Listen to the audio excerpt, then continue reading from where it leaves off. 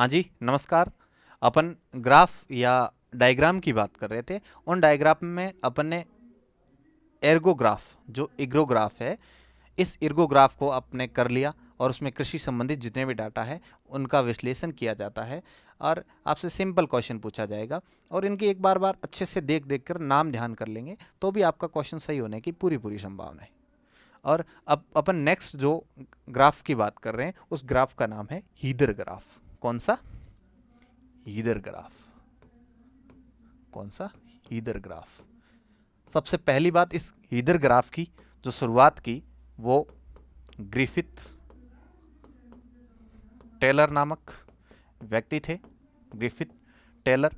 और ये एक ऐसा व्यक्तित्व है ग्रिफिथ टेलर जिनका अपन यदि भूगोल के स्टूडेंट हैं तो भूगोल के स्टूडेंट यदि आपने पीजी की है और यदि आपने ग्रेजुएशन भी की है तो इस व्यक्ति का नाम, इस व्यक्तित्व का नाम आप सुने बिना नहीं रह सकते।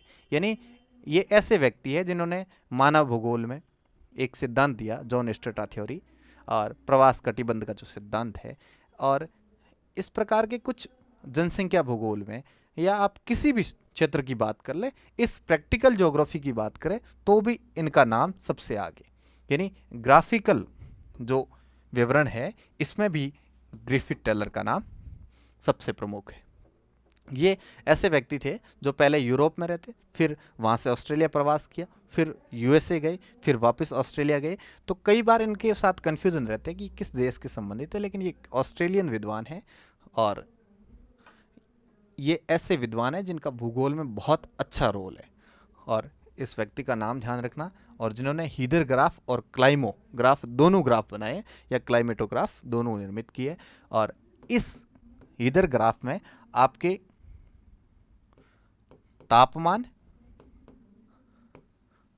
प्रभाविता, तापमान एवं वर्षा के जो आंकड़े हैं, इन आंकड़ों का एक वर्ष के साथ एक ग्राफिकल रूप में निरूपण करना। यानी किस महीने में आपकी वर्षा और तापमान का क्या रेशियो रहा, इस प्रकार के डाटा का विश्लेषण किया जाता है। हालांकि ये हीदर ग्राफ इतना इंपॉर्टेंट नहीं रह जाता जब आपका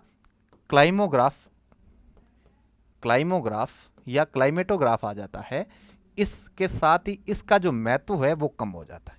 इसका महत्व कम हो जाता है क्योंकि यही वही बात कर रहा है, सेम बात कर रहा है। इसका जो संशोधित रूप है उस रूप का नाम हीदर ग्राफ की जो परिवर्धित रूप है, इस परिवर्धित रूप का नाम आपका क्लाइमेटो या क्लाइमोग्राफ है। क्लाइमोग्राफ को अपन बहुत डिटेल में करेंगे, लेकिन इसके साथ दो तीन बातें ऐसी है जो अपन कर लेते हैं। तो सबसे पहली बात अपनी है वो है आपके इस ग्राफ का मुख्यतः जो यूज है, उपयोग है, वो उपयोग है आपका एक तो वाष्पीकरण की पहचान करना, और दूसरा भूमि के आंतरिक भाग का जल का विश्लेषण।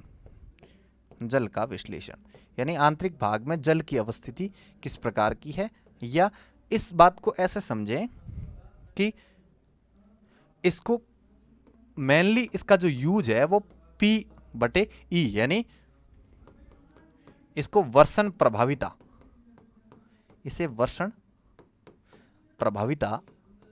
का विश्लेषण किया जाता है। वर्षण प्रभाविता क्या होती है? इसमें यह देखा जाता है कि आपकी प्रिसिपिटेशन है और इसका जो प्रिसिपिटेशन जो इफेक्टिवनेस